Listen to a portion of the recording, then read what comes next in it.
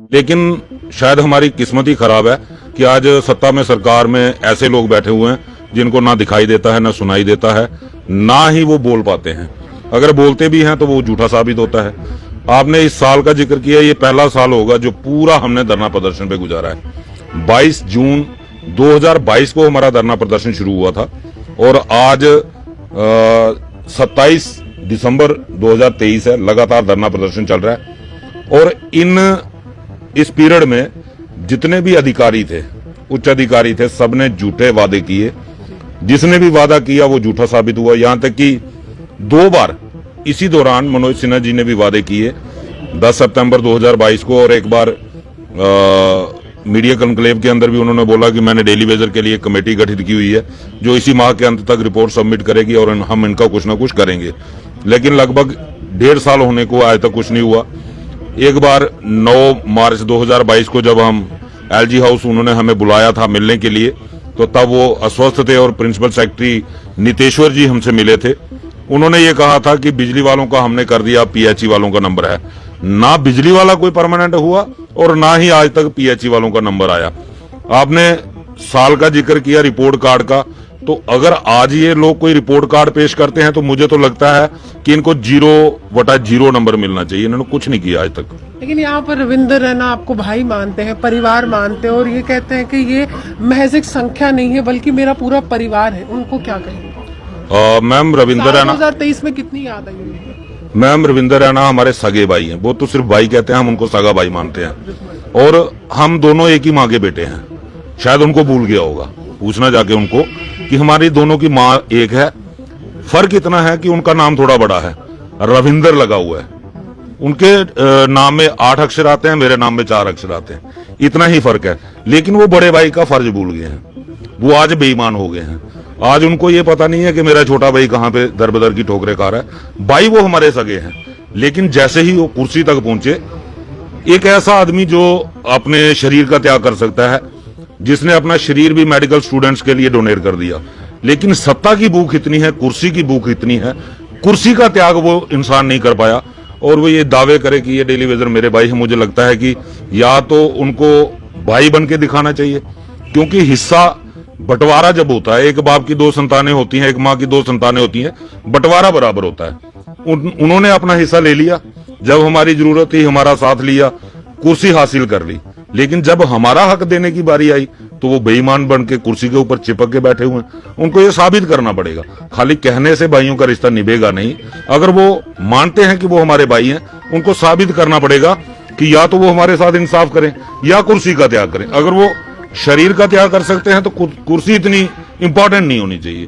तो ये अब उनको फैसला करना है, उनको साबित करना है कि वो एलजी मनोज सिन्हा की तरफ झूठ बोल रहे हैं या उनके अंदर कुछ थोड़ी बहुत शर्म हया बाकी है। भाजपा विकसित संकल्प यात्रा निकाल रही है, प्रधानमंत्री संबोधित कर रहे हैं सबको। भाजपा जम्मू में भी बहुत ज्यादा प्रचार कर रही है।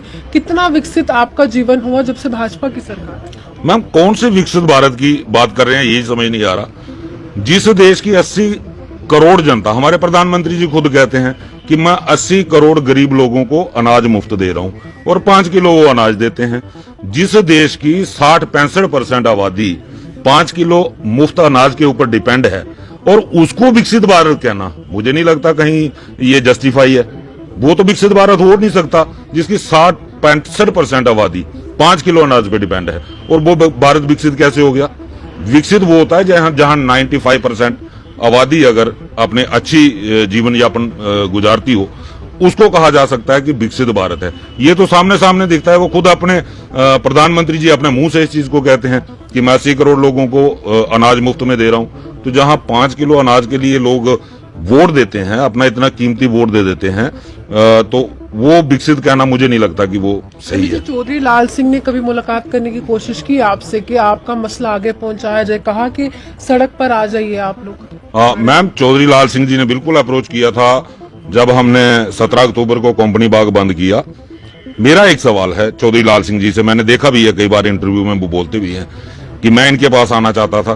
भाई हमारे पास क्यों आना चाहते थे हो आप हमारे मंच पे क्यों आना चाहते हो? जब आपके पास अपना एक कैडर है, आपकी एक अपनी पॉलिटिकल पार्टी है, ऑर्गेनाइजेशन है, आपके पास अपना कैडर है, आप क्यों नहीं लड़ते? आप अगर आपको डेली वेजर की सपोर्ट चाहिए तो वो डेली वेजर तो चुनाव के वक्त तय करेगा। आप लड़ो तो सही ना। ये लोग सिर्फ सियासत खेलते हैं। चौधरी लाल सिंह जी, ये डेली वेजर का मसला 30 साल पुराना है।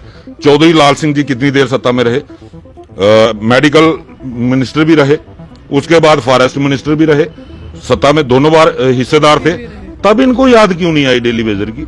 आज ये मंच ढूंढते हैं। खाली एक चौधरी लाल सिंह की बात नहीं है, हमारे पास उमर अब्दुल्ला ने अप्रोच किया, हमारे साथ हर एक पार्टी जितने भी लोग सत्ता में रह चुके हैं सब ने अप्रोच किया बारी बारी कि हम आपके साथ आना चाहते हैं।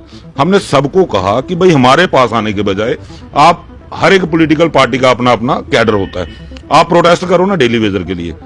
जब चुनाव आएगा हम तय करेंगे कि किसको साथ देना है। या तो सीधा एलजी साहब के पास जाके मुलाकात करें, मेमोरेंडम दे, बातचीत शुरू करें। बिल्कुल बिल्कुल मैम, हम यही कहते हैं उनको कि आप हमारे लिए कुछ करो तो सही, फिर हम तय करेंगे कि किसने हमारे लिए लड़ा है, किसने हमारा साथ दिया है। इन लोगों को सिर्फ मंच चाहिए। लाल सिंह जी कहते हैं कि 40,000 या 50,000 लोग आप ले आओ, 1 लाख लोग मैं लाऊंगा। हमें क्या जरूरत है 1 लाख लोगों की? अगर हमारा 50,000 डेली वेजर एक साथ सड़क पे निकल आए तो हमें दूसरे किसी की जरूरत ही नहीं पड़ेगी। कहीं कमी हमारे डेली वेजरों में भी है और 100% कभी नहीं निकलता। दूसरी बात, मैं लाल सिंह जी से एक बात पूछना चाहता हूं। मैं उनके, विजंत पठानिया जी आपके ही चैनल पे बोल रहे थे कि ये इन लोगों ने हिम्मत नहीं दिखाई। मैं पूछना चाहता हूं, आपने टोल प्लाजा के लिए बहुत बड़ी हिम्मत दिखाई, पूरा जम्मू आपके साथ था, जम्मू प्रोविंस आपके साथ था, पूरा जम्मू टोटली बंद था। जो गुज्जर नगर और खड़ीका तालाब का इलाका कभी हमने बंद नहीं देखा, इस एजिटेशन में वो भी बंद था। आपने टोल प्लाजा क्यों नहीं उखाड़ा? आपके साथ तो लाखों की तादाद में लोग थे। हमारे डेली वेजरों को छोड़ दो आप, हमारे 40,000 50,000 डेली वेजर कभी इकट्ठा नहीं होगा, ये हमें पता है। 100% लोग कभी नहीं सड़क पे आ सकते, उनकी मजबूरियां भी हो सकती हैं। कोई नहीं अफोर्ड कर सकता, दूर के लोग जो है इतना किराया खर्च करके सड़क पे नहीं आ सकते। तो लगता है सियासी रोटियां सेकने आ रहे हैं। बिल्कुल मैम, सबके नीयत में खराबी है। मुझे तो संजय राउत तक फोन आया था, हमारे साथ राहुल गांधी ने भी अप्रोच की थी भारत जोड़ो यात्रा के टाइम पे कि मैं आपके मंच पे आना चाहता हूं। संजय राउत का मुझे डायरेक्ट फोन आया था, मैं आपके पास आना चाहता हूं। क्यों आना चाहते हो भाई? आपके पास अपना अपना कैडर है, आप सड़क पे निकलो ना। जो हमारे लिए सड़क पे लड़ेगा, चुनाव के वक्त हम देखेंगे कि हमारे साथ किसने दिया, हमारे लिए कौन लड़ाई लड़ा है, वो हम तब तय करेंगे। अभी आप ये सोचते हो कि हम यहाँ मंच पे आएंगे, कौन सा लीडर है जम्मू का जो सत्ता में नहीं रहा? जो भी लोग सत्ता में रहे तब उन्होंने कुछ नहीं किया, फिर आकर के यहाँ पे आके हमारी स्टेज ढूंढते हैं। स्टेज इसलिए ढूंढते हैं कि 5,000 लोग हमारे इकट्ठे होते हैं, वहां पे आएंगे, भाषण करेंगे, भाषण झाड़ेंगे, बस अपनी फोटो खिंचवाएंगे और सरकार के सामने ये साबित करेंगे कि हाँ हम इनको चला रहे हैं। हम वो वाले लीडर नहीं है कि जो आपके इन बहकावों में आएंगे।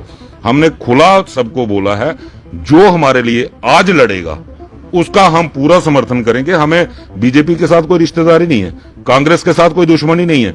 हमारी लड़ाई है रेगुलाइजेशन की। बीजेपी के साथ भी हमारी कोई लड़ाई नहीं है। हम जो भी उनको आज कहते हैं, जो उनके लिए बोलते हैं, वो इसलिए बोलते हैं कि उन्होंने हमारा हक दबाया है। वो आज हमारा हक दे दें, हम उन्हीं के हैं, उन्हीं की सरकार है। हम सरकारी मुलाजिम हैं, जो भी सरकार सत्ता में होगी हम उसके मुलाजिम हैं, उसके तो हमेशा नौकर कहते हैं ना कि हमारा चीफ मिनिस्टर बना दो, हमारी सरकार ला दो, कैबिनेट में फैसला हो जाएगा। तो वो अभी भी उसी तरह से जा रहे कि सरकार बना दीजिए, सीएम बना दीजिए। नहीं, ये मैम अब वो वाला सौदा नहीं होगा। अब सौदा ये होगा, पहले हमें रेगुलाइजेशन कर दो, आपका सीएम बना देंगे। वो बातें निकल गई, वो बातें बहुत बार हमने देख ली। 2014 में भी यही चीज हमने सुनी थी, हमें एक बार सत्ता में लाओ, हम आप आते ही आपको रेगुलराइज करेंगे। लेकिन आज तक नहीं हुए, 10 साल से सत्ता इनकी है। केंद्र में प्राइम मिनिस्टर इनका, होम मिनिस्टर इनका, राष्ट्रपति इनका, उपराष्ट्रपति इनका, सब कुछ तो इनके पास है। एलजी इनका। अगर आज नहीं कर पा रहे तो ये आने वाले कैबिनेट में कुछ नहीं करेंगे। इन्होंने खुद कमेटियां बनाई, 5 मेंबर की कमेटी बनाई जिसमें 3-3 पूर्व मंत्री थे, और अपनी ही सरकार से ये फैसला नहीं करवा पाए, अपनी ही सरकार से डेली वेजर को इंसाफ नहीं दिला पाए। हम कैसे विश्वास करेंगे ये लोग सत्ता में आने के बाद हमें याद रखेंगे? अगर आज इनको जरूरत नहीं है तो ये बाद में हमारी जरूरत महसूस करेंगे। अब जो भी सौदेबाजी होगी वो पहले होगी। तो राजनीतिक तौर पर कमर कस ली है, डेली वेजर्स ने कमर कसी है 2024 के चुनाव में। मैम बिल्कुल, हम भी तैयार हैं, ये आए तो सही मैदान में। हम भी इसलिए, हम क्यों नहीं धरना प्रदर्शन खत्म कर रहे? क्योंकि दूसरी बार मूवमेंट को तेज करने में थोड़ा मुश्किल आती है, इसलिए इसको चलाएंगे। जब तक इलेक्शन नहीं होगी, इलेक्शन तक तो लड़ेंगे इनके साथ। और बड़ा, अभी हमने थोड़ा सा शुरुआत की थी, शपथ ग्रहण के 2-3 जगह हुई तो उन्होंने म्युनिसिपैलिटी की कैंसिल करवा दी। कितनी बार कैंसिल करवाएंगे? कोई बात नहीं, खुला मैदान है, फैसला इनको करना है। हमारा विरोध सहना है या हमारे साथ इंसाफ करना है, ये तय बीजेपी को